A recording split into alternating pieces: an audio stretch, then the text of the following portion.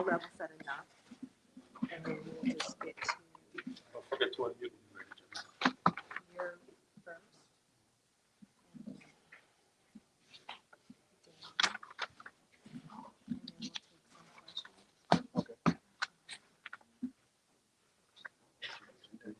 Yeah, you're introducing me. That's yours. Well, I may not do it. I may not do it.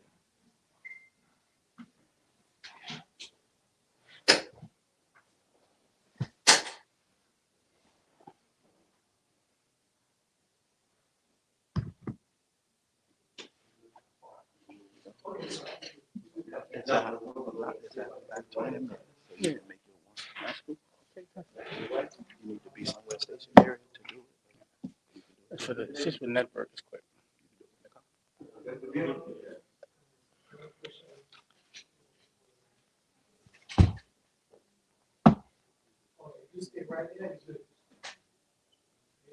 Yeah. How about now? Yeah, that's good, man. Yeah, like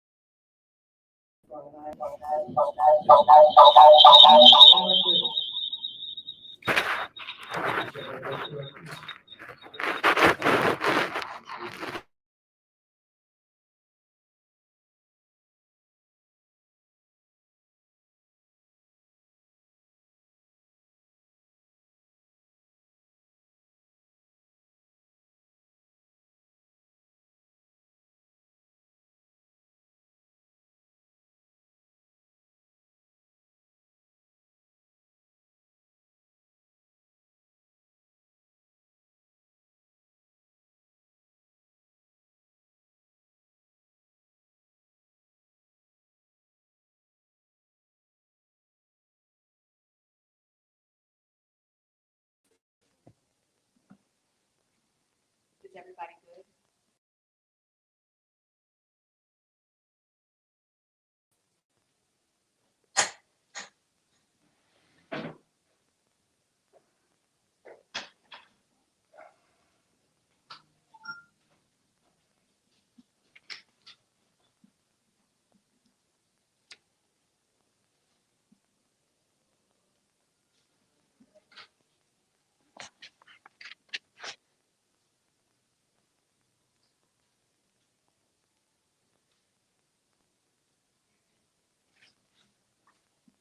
Good afternoon.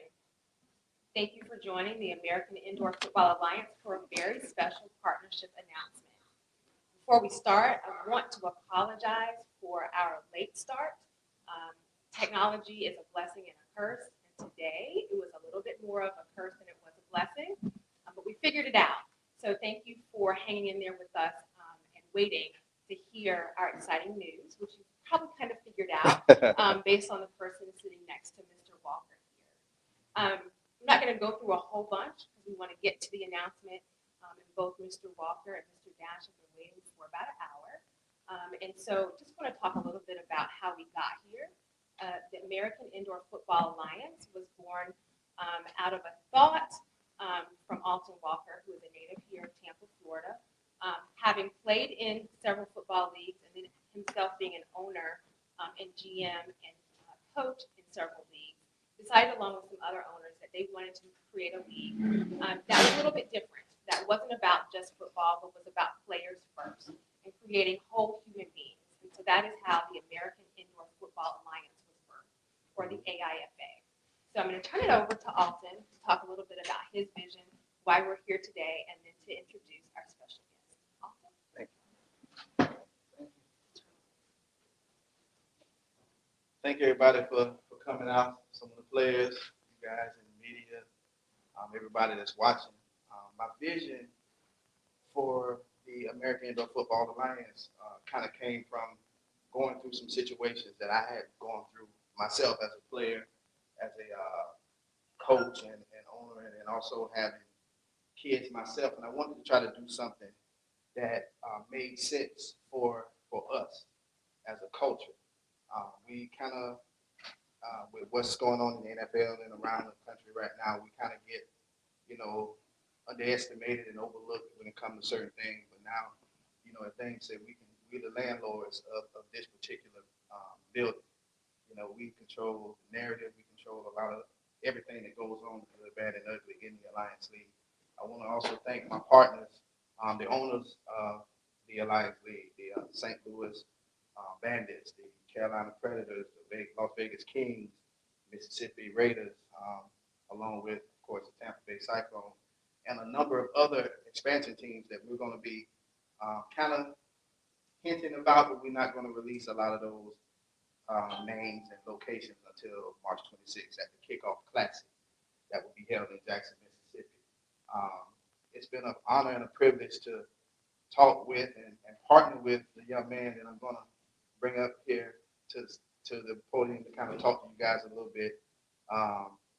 It's a dream come true for me to have someone of his caliber on my side to guide me and help me go through these things and kind of take it to a whole different level as we create the marriage between entertainment and sports on a permanent basis. We have a lot of things that we're going to be doing in the Tampa Bay area that Dan, I'm sure, will touch on. There's some things that's going to pretty much change history. Make history. Change Tampa Bay, I know for sure. We're going to do a lot of things around the league that's going to set the AIFA on a whole different level from all other arena leagues, past, present, and so forth. And we're going to create the future right here today, talking with you guys. So I'm going to step down real quick and bring up my business partner with the Tampa Bay Cyclones, as well as the AIFA, Mr. Dane Dash.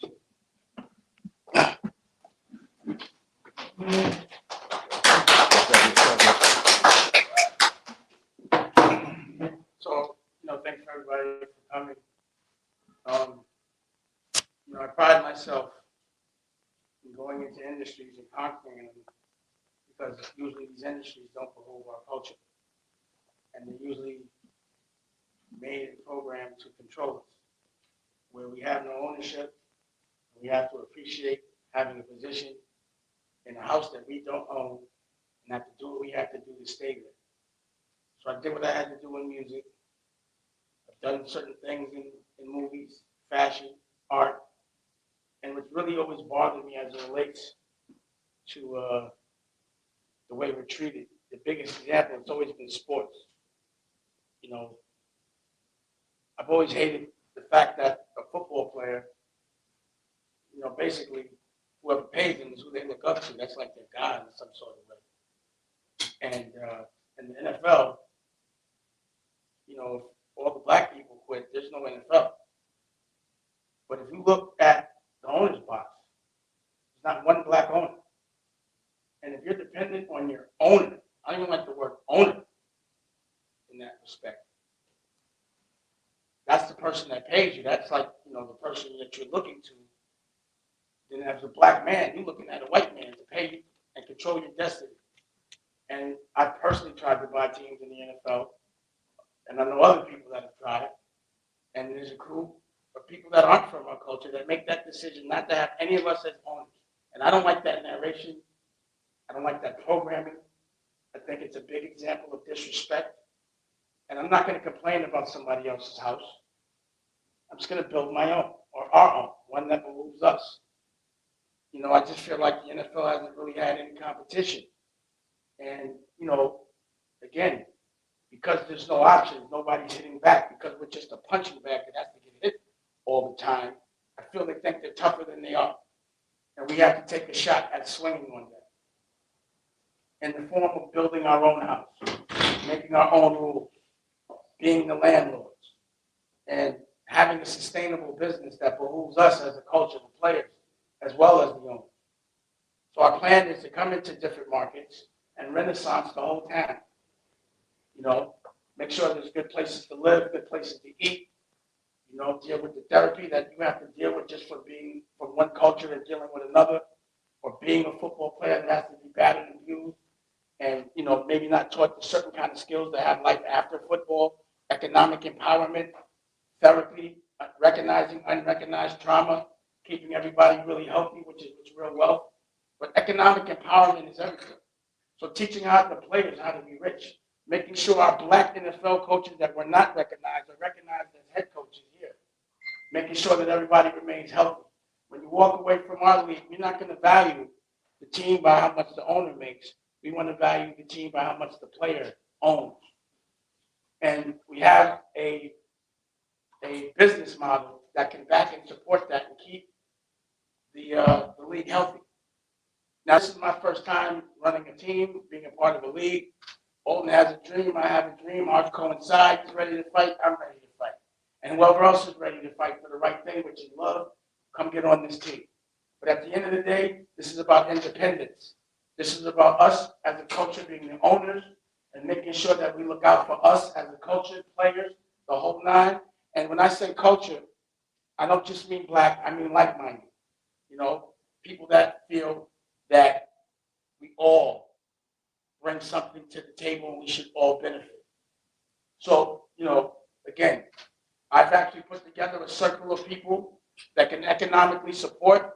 And once we figure this first year out, it's going to be a lot next year. We have big plans, there's real estate, a whole lot. And, I'm very transparent. Transparency means everything. So again, I just don't feel like anyone has ever taken a proper try at getting at them, especially from our culture. And I'm looking forward to the future. And when I dream big. And I don't think about any of the negative things that can happen because they won't. We'll make sure they don't. And we'll do our best. But at least it's going to happen. But we're definitely trying. So we look forward to making sure that every single game feels like a Super Bowl, that the rules are made that behoove us, and combining so many different things culturally at one time. So this is a new venture for me, and I take pride in winning on every level, and I take pride in my culture winning. Unless my culture wins, I don't win. So I look forward to that as well, and stay tuned. Thank you.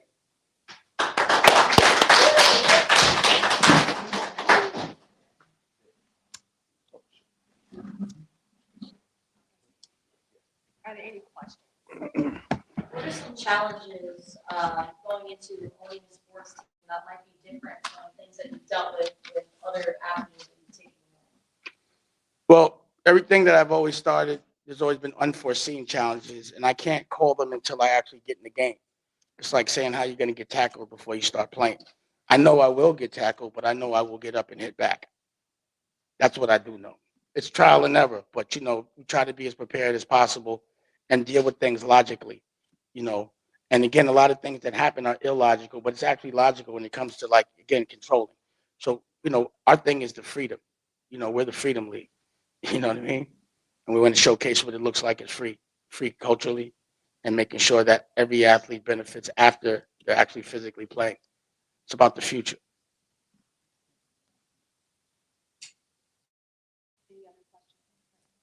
What are you most excited for that you can tell us? The thing that I'm most excited for is the whole season as a whole. This is a first. This is historic for not only here in Tampa, but altogether. This is the first black-owned league. So we are the first league to be able to go to the NFL and the regional combine. So we're making a lot of history this year. So the completion of the year for me is what I'm most excited about. Of course, winning and beating all y'all that's watching. I know y'all watching, Carolina, Mississippi, all y'all. Yeah, we gonna give you the business. But that's kind of what I'm most excited about, the success of everybody, the Carolinas, the Mississippis, the Vegas, and everyone. I'm excited about sitting in the owner's box and really being an owner and just celebrating that, and showing that visualization to the rest of the world. In the dream, we have to be able to visualize it to make it really happen. And a lot of times they just don't show us culturally winning.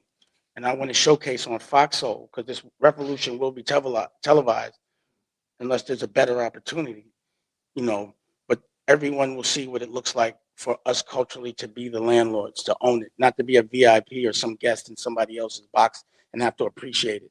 for us to really feel the pride of ownership and making the rules, and as opposed to abiding by them.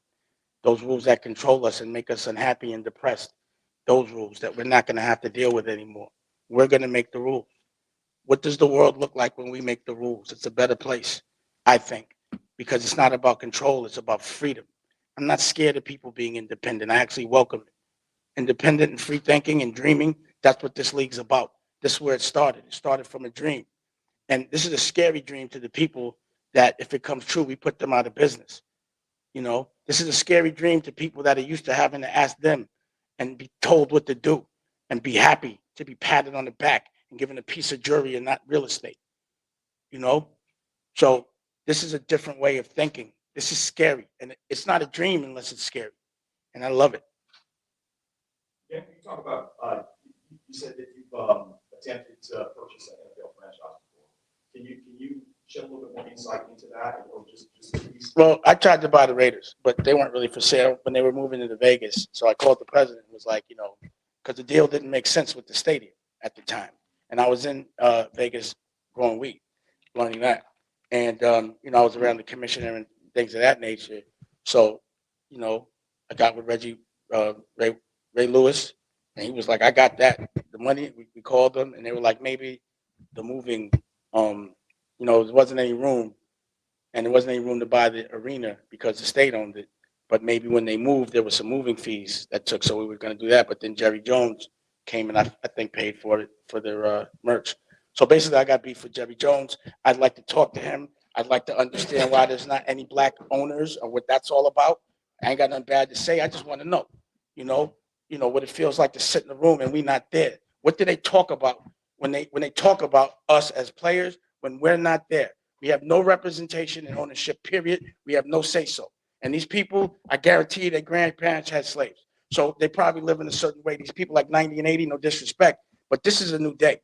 And there has to be new rules. And making somebody a head coach here and there and this, that, and the third, this should be an owner. So hopefully this will make them be aware that if they don't have an owner, they'll have competition where we'll give owners, but we're definitely not going to be scared to say something about it. Because, the only way to stop this is to stop this. We have to create an alternative, someplace where the players could be rich and financially all right, a league where they can go and know that their family's going to be okay. So we're going to also make the wealthy league as well. Regardless of what, we're going to get money. That's what I'm about. And we're about all of us getting money, the circle of success, period. So, to me, there's no loss in the try, but the try doesn't even come into play. I only visualize the W, the win, and the chip. So, this year Tampa should be taking the chip as well. And so many other things that we're doing. So again, remember, this revolution will be televised, regardless of what. Worst case scenario, it's on Fox Soul. And we have other partners that reflect the things we're talking about. So I got with Tommy Duncan in healthcare, and there's Jet Doc, and that's an app that gives you a hospital in your pocket. You get to go see a doctor. Culturally, we don't like going to the doctor. Do you notice that hospitals, jails, and schools all look the same? That's so we don't go to it. That's so that we're controlled a certain way. So again, culturally, if we know we ain't got to walk into a hospital, maybe we could do it from the phone, get a prescription there. That'll work out. But every player will have that. You have an alternative to, like, an unhealthy Gatorade. We know what that does to you. No disrespect, because they might come sponsor and we'll have to work it out. But right now, we have the answer to that. We have the answer to what gives us the number one reason for diabetes and heart disease and cancer, which is meat. So we have an alternative with a black-owned alternative to meat with everything legendary, and we'll be able to also be able to make sure we're healthy while we're partying. So we have healthy Gatorade, healthy cheeseburgers, and we got health in general. That's where we have to start. And then we have a big agenda for education and health. So we have a doctor coming through to the team to teach them what makes them really healthy, from A to B to Z, from mentally to physically. So the whole thing is a 360 experience of love, to be honest. And we want everyone to benefit that's like-minded. So with the NFL right now, they're dealing with a lawsuit from ex-head coach Brian Flores from the Miami Dolphins. Can you tell us what you guys think about how they're implementing this Rooney Rule and what needs to be changed for them to be more black owners, more black head coaches in the league? Competition, this league, and others that come through. If there's no competition, obviously what you see is they do whatever they want flagrantly. You know, like I said, from an owner's box, you can't hear what everybody's saying in the crowd. So they just doing whatever they want to do. Unless there's competition, unless there's somebody to swing back, they continue to make the rules. Like again, I don't want a seat at the table. I want my own table. I don't want to be humbled and have to be thankful when someone throws me a bone. That's not what we're here for. We have more pride than that in this league. So again, my answer to the NFL is this league, period. And more leagues to come underneath this umbrella. I don't like the way the HBCUs are treated. I don't like the fact that, you know, now these kids can get sponsored and they don't televise that. There's a lot of little things I see that bother me. And instead of talking about it, I'm going to just do something about it. You know, just bringing awareness just aggravates people. It triggers. But really having a solution, you know, that's therapeutic. This is therapy for me. And I used to play football as well. I played for South Kent. I played middle linebacker and running back. And I know how hard it is to even be in high school. And I know that when I was in high school, they didn't teach me how to be a coach, how to do any administrative skill. They didn't say, you know, it's lotto to get to the NFL. You might not make it. What are you going to do if you don't make it? If you do make it, it might not last past 30. What do you do after 30? None of that was taught to us in school. All that was presented to us was an option to beat a social class by not going to actual class and learning how to have a job and depending and putting your whole life into athletics. And if you don't make it there, then what do? Then you hit the street, and then you're back in jail or you're in jail. So I look at the system and I'm thinking, damn, 100 years ago or more, when slaves became illegal, the people that made the laws were like, damn, we can't have slaves, but we got to make some laws. And the laws aren't meant to last for 10 years. They're meant to last for 100 or two. How can we make them slaves and make it legal? Let's keep them in a place of struggle, make them fight each other, never fight us. And all they'll do is commit a crime. They'll end up in shackles again, a cage, and work for slave wages. And master now becomes CO or warden. It's a program to keep us there, and nothing's changed in 100 years. I don't expect the oppressor to change a thing. The only thing that could change, or who's going to change it, it has to be us. We're the jewel of the universe, and the only way to control the jewel is to think the jewel is not the jewel. We know how powerful we are. We know what it looks like when we come together. Just most people are scared. I'm not. And I'm hoping that other people aren't. And we'll showcase that with the support financially, economically as well. We'll make it an offer that you cannot refuse. At least that's our intention, and that's the direction we're going. How do you feel about, obviously, and I've been talking now for close to a year about this. And when we first started talking, it blew me away to find out that there had never been a player or an athlete who spoke to Black college to get an invite to the NFL Combine. That stat just boggled my mind. Yeah. It's disrespectful. I was thinking, because I could name 5 or 6 just on the top of my head. Right. Blew me away. So when I found that out, it's funny, but since he's been busting his tail to get to this point, I've seen him. Progress. Right. Keep moving forward, little by little. I'm very proud of you, you've done an amazing job. To see Appreciate this is it. a beautiful thing. Yes, sir. But then, do you think that you had some influence on that? What also blew me away, just last month, I turned on NFL Network, and I see now they're at ACU Combine. Yeah. And I can correct me if I'm wrong, did the first invite just go out? It did to a DB from Florida A&M. It's about damn time. Yeah. I mean, honestly, I think not myself, but you know what Dion is doing over at Jackson State and the noise that he's making around the league. Period. I think that played a very big part of it. But it's about time. You know, it is. I've always said some of the best athletes in the world are not playing in the NFL. You know, you got a lot of the boys standing right here that just didn't have the opportunity. And if you go back in history and look at, you know, almost half, or if not more, of the Hall of Famers that are in the NFL, they all went to HBCUs. Walter Payton, Jerry Rice, you know, etc. So it's just give us a fair shake. Sure. Give us a fair shake. And it's like you got to appreciate that. You know, it's like spoon feeding us what we're entitled to have in the first place. It's just disrespectful. We got to be happy when we're spoon fed freedom, or at least what's entitled. But again, I just think we got to build our own house, and then we don't have to complain about the rules. We just make them. It's a beautiful thing, and honestly, like post capital, like I educated myself a lot of stuff because you talk about programming. I won't dive into it, but you know, as a white dude, just watching TV, you just catch the headlines, right? You just catch the headlines, Catch the clickbait. right? And so, without doing research, certain things. So I come from, military family. So when that happened, honestly, I took the quick pay for a little while. I looked into it. And we had this conversation, we were talking about marketing. A lot of people don't know this. Prior to 9/11, the players stayed in tunnels. Oh, yeah. They stayed in tunnels. There was no national anthem for them to kneel for or stand for. What changed? We went to war, right? When you see the still bombs fly over, you swear that the NFL is paying the military. But it's opposite, total opposite. The military pays the NFL. When I found that out, when I started looking into it, I said, wait a minute, how did that be? I said, oh, it's recruiting.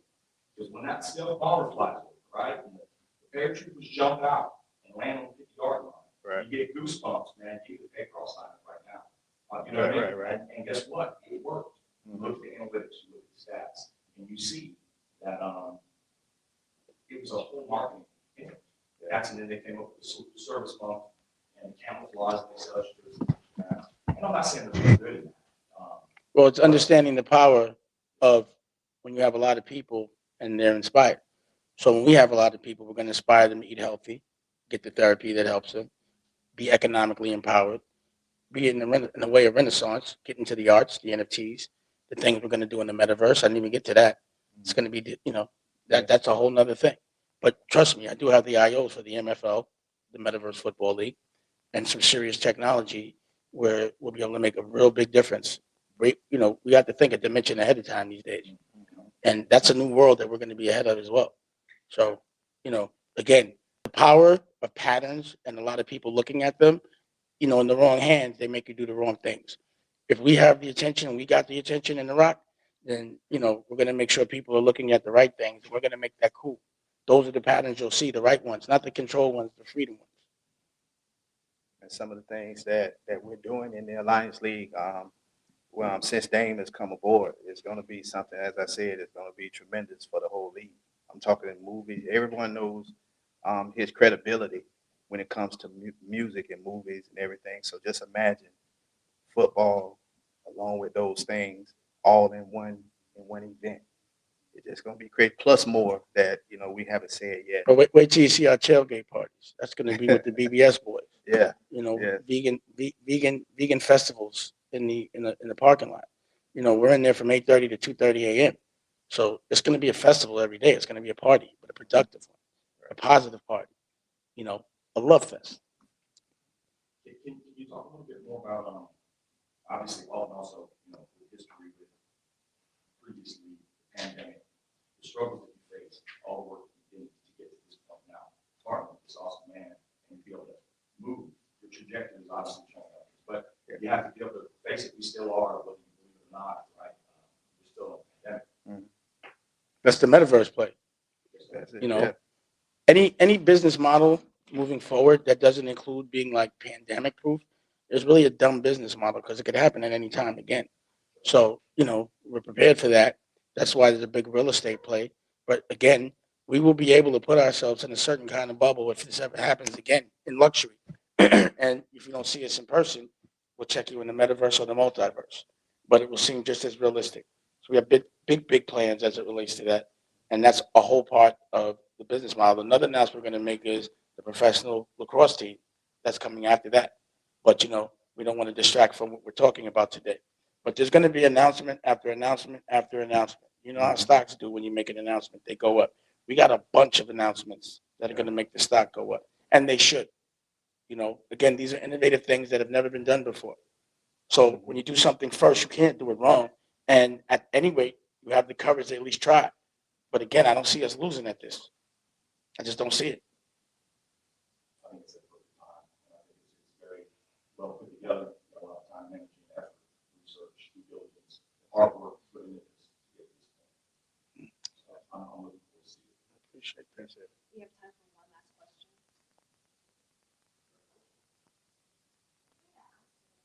But Alton is very passionate about giving back to his community and, just helping out older people. How are you going to ask that?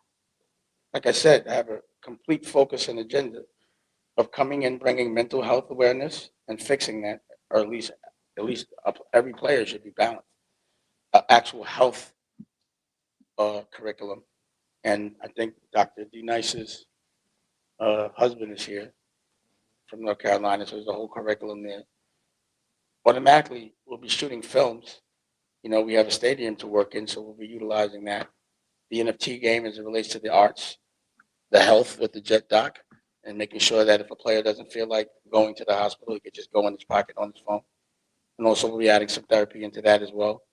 You know, and then the fact that, again, this revolution will be televised. You know, sometimes, most of the times, they don't talk about when we're helping ourselves. And I don't expect them to. We will talk about it. We have our own television network. We'll have our own movies. We have our own merch.